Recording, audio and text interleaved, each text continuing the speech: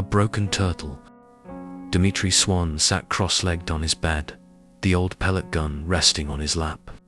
His sharp eyes scanned the oak tree outside his bedroom window. Hundreds of blackbirds had gathered in its branches, their raucous cries filling the air. He loved moments like this, when the world seemed to offer him a challenge. He pumped the gun slowly, savoring the weight of it in his hands. Only one shot, he reminded himself. He needed to make it count. His gaze zeroed in on 3 birds, perfectly aligned. Holding his breath, he pulled the trigger. Plink. The crack of the pellet startled the birds, sending them scattering into the sky. 2 black shapes tumbled lifelessly to the ground. 2 out of 3, Dmitri murmured, a satisfied smirk tugging at his lips. Boo. Dmitri flinched, nearly dropping the gun as he whipped around. Joe Taylor stood in the doorway, grinning from ear to ear. "Fuck, Joe. You almost gave me a heart attack." Joe burst out laughing. "Man, I got you good." "If you say so, dude," Dmitri muttered, shaking his head. Joe leaned against the doorframe, still chuckling. "Hey, I'm heading down to the pond. You in?"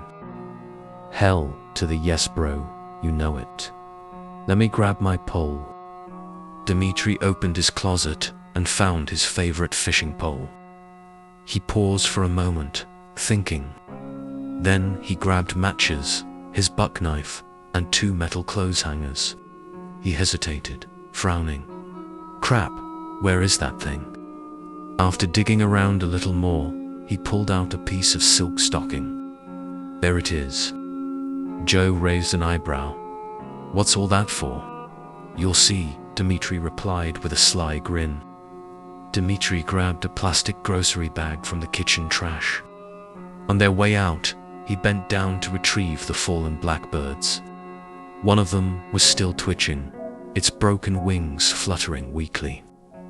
Without hesitation, he gripped its head and twisted sharply, snapping it off with a disgusting crunch. Joe recoiled.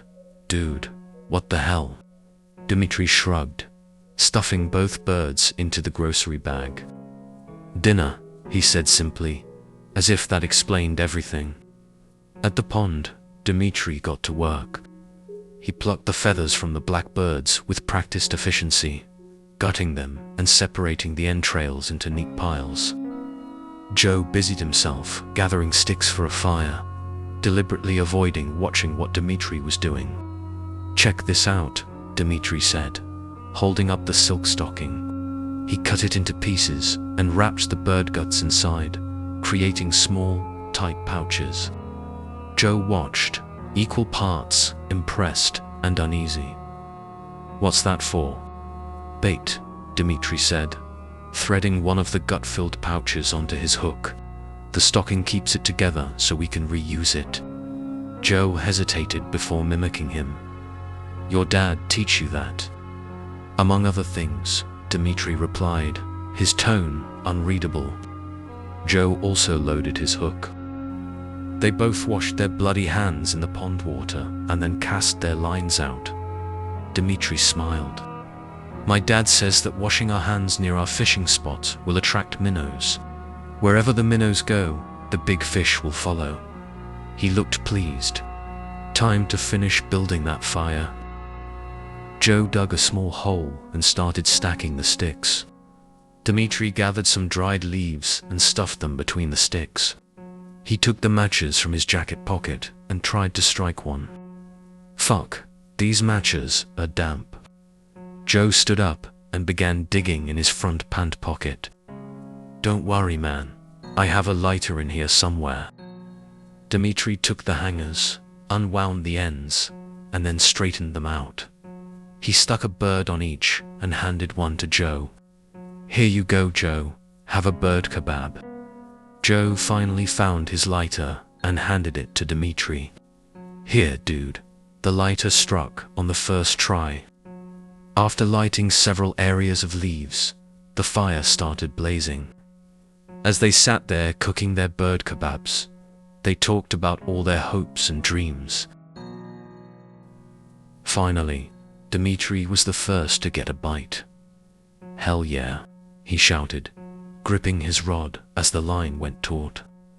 "This thing is huge." Joe watched the struggle with excitement, but his enthusiasm waned when Dmitri pulled his catch onto the bank. It wasn't a fish. It was a turtle. Before Joe could say a word, Dmitri grabbed a rock and brought it down on the turtle's shell with brutal force. Again and again, until the creature was a mangled mess of blood and bone. "Damn thieves," Dmitri muttered, wiping his hands on his jeans. "They'll steal your bait every time." Joe stared, horrified. "It's just a turtle, man." Dmitri shrugged. "Doesn't matter. It's in the way."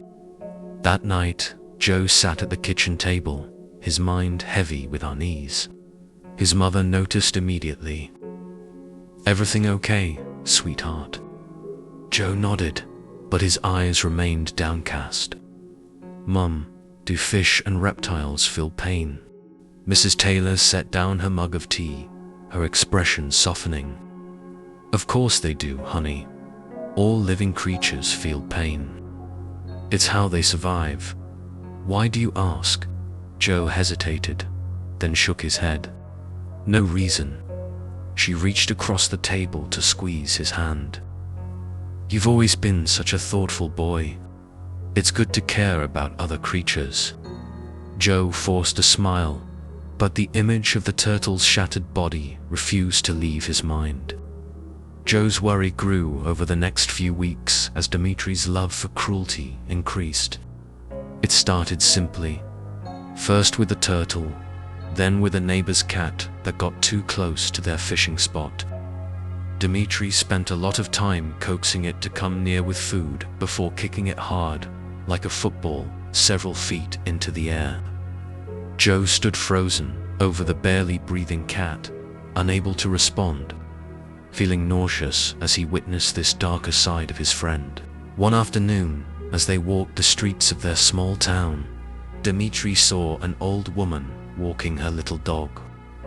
"Look, Joe," he said, a twisted grin spreading across his face. "Time for some fun." "Dmitri, please don't," Joe begged, his heart racing. "You don't have to do this." "Why not?" "It's just a fucking mutt," Dmitri scoffed, mischief dancing in his eyes. "Besides, it'll be funny." "It's not funny, it's cruel," Joe insisted, trying desperately to reason with him. "What if that lady gets hurt?" "Maybe you're too much of a pussy to be my friend," Dmitri snapped, stepping closer. "You just don't get it." Joe watched helplessly as Dmitri barked and jumped at the unsuspecting dog. The woman clutched her furry friend tightly, fear washing over her face. "Get away from us," she yelled, her voice shaking. Shame washed over Joe. "Dmitri, stop it," he yelled, but Dmitri didn't listen. Dmitri laughed, but there was something dark about it. Joe felt as though the boy he once looked up to was slipping away into anger and confusion he couldn't understand. As the weeks rolled on, Dmitri started to bully Joe too. He teased Joe for being soft, for caring too much. "You think you're better than me for feeling bad for bugs and stray cats? Seriously, you're pathetic. You don't have to hurt things to show you're tough, Dmitri," Joe protested, his anger bubbling over. "That's not strength. It's just cruelty." "You wouldn't understand," Dmitri snapped, kicking a rock. "Your life is perfect. You don't know what it's like to have real problems." Joe tried to bridge the growing chasm between them. "I know you've got it tough at home, but this isn't the right way to handle it. You can talk to me, man." Dmitri looked up, his eyes burning with a mix of rage and hurt. "I don't need to talk about it," he yelled, fists clenched. "I need to do something." Rumors started to spread through the town as pets began to go missing. Talk of a cruel hand roaming around permeated every conversation. Folks whispered to each other. Parents worried as kids came home from playing, scared of the dark woods. Joe couldn't shake the feeling that Dmitri was behind it, but he felt trapped, caught in a tangle of fear and confusion about his friend's strange behavior. One evening, as Joe walked home from school, he saw Dmitri with a group of older boys. They were laughing, and Dmitri was pretending to be a yowling cat, making the others roar with laughter. Joe stood back, his heart heavy, feeling increasingly powerless as the boy he once admired sank deeper into darkness. "Look at Dmitri, everyone, the cat killer," one boy cried, triggering a round of cruel laughter.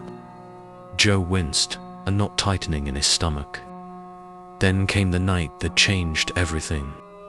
The town was shaken when news broke that Dmitri's dad, a man often mentioned in whispers, had been found dead behind the bar.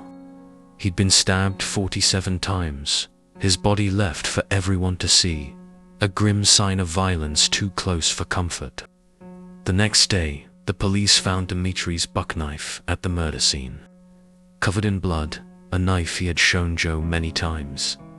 Dmitri's name was on everyone's lips. He was taken away, handcuffed, while people watched with mixed feelings of pity, fear, and disgust. Joe stood there, a heavy guilt settling in his gut.